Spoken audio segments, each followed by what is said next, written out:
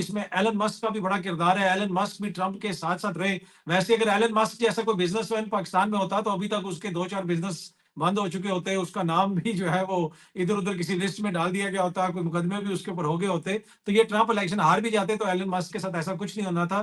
पर कहने का मकसद ये है कि एलन मस्क जो है वो ट्विटर को ऑन करता है। एक-एक डेटा उनके पास है, जो ट्वीट उन्होंने निकालनी होगी वो निकाल लेंगे। तो ये चीज़ें सारी ट्रंप के पास पहुँचेंगी और ओवरसीज़ जो पाकिस्तानी हैं, जो अमेरिकन्स हैं, जिनका ट्रंप के साथ बड़ा राब्ता है, उनकी मुहिम के साथ बड़ा राब्ता है, वो बाकायदा तौर पे स्क्रीनशॉट्स जो है वहाँ पे भेज रहे हैं। मेरी एक अमेरिका में शख्सियत से गुफ्तगू हुई तो उन्होंने बताया कि जो रिपब्लिकन के ग्रुप्स हैं, जो आपस में ये लोग चैट वगैरह कर रहे हैं, जिसके अंदर उनके लोकल रैप्स हो गए, जो लोग इलेक्शन लड़ रहे थे, जो ये वो कर रहे थे, जिसमें पाकिस्तानी भी हैं। तो उस ग्रुप के अंदर भी किसी ने ये चीज़ शेयर की वहाँ पे किसी ओवरसीज़ पाकिस्तानी ने कि देखें, पाकिस्तान की हुकूमत के जो वुज़राए जो हैं, वो ट्वीट्स डिलीट कर रहे हैं, इस तरह की खबरें आ रही हैं। तो ये सारी चीज़ें ट्रंप तक पहुँचेंगी। जिसने जो-जो कहा हुआ है, वो सारा उसका